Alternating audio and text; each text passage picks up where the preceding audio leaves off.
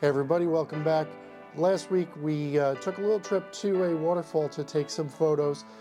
We went over everything that is needed to capture some pretty epic photos of a waterfall. This week I want to go over some of the tips that will help you enhance those photos to really elevate them to be the epic photos and the epic waterfall photos that you really want.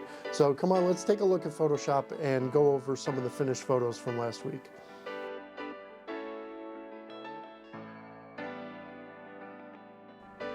So let's take a look at the first image in the set here. This one is going to be the widest image. It was cropped to a 9:16 vertical crop in order to show the depth between the pool in front of me plus all the different cascades leading up to the bridge.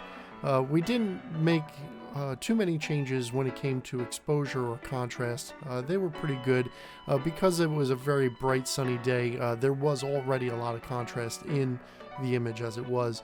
What I did do is drop the highlights down in order to help bring out some of the structures and shapes within the actual falls themselves, but then also bring up a little bit of the shadows to help recover some of that area.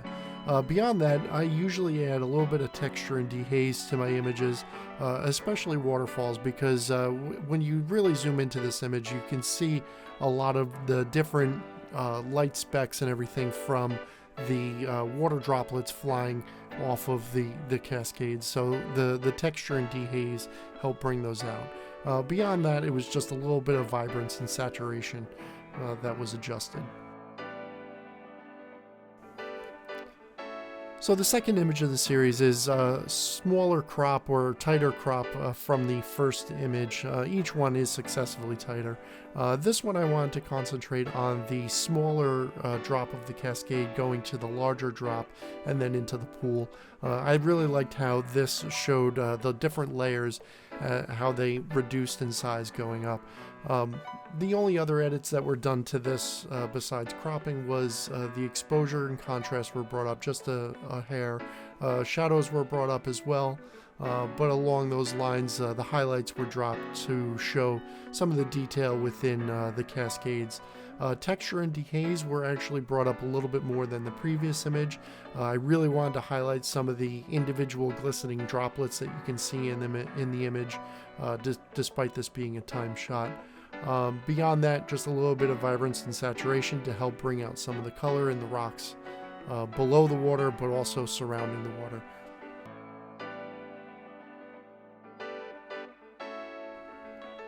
Now the final image in this series is actually going to be my favorite of all of them.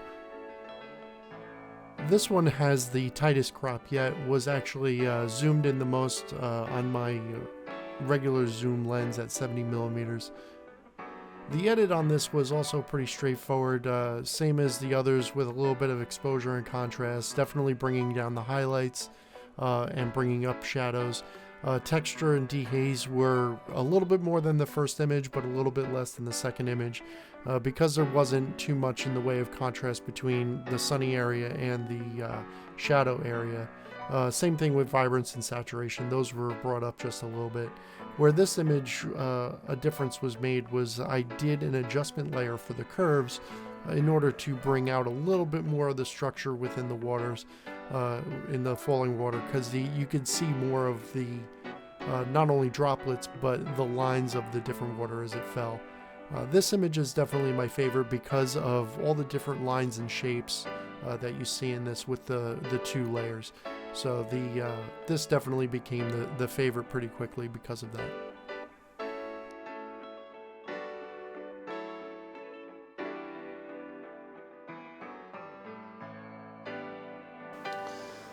So that was the edits on the photos that we got from last week's trip. I really do appreciate everybody coming along with me on this, even the hike last week. All of that support is greatly appreciated. If you could give me a like on this video, that would be awesome. If you did miss last week's video and you want to check that out, make sure to check that out right here. And like I said, I really do appreciate everybody's support. So make sure you get out there, take some great photos, and I'll see you again next week. Take care.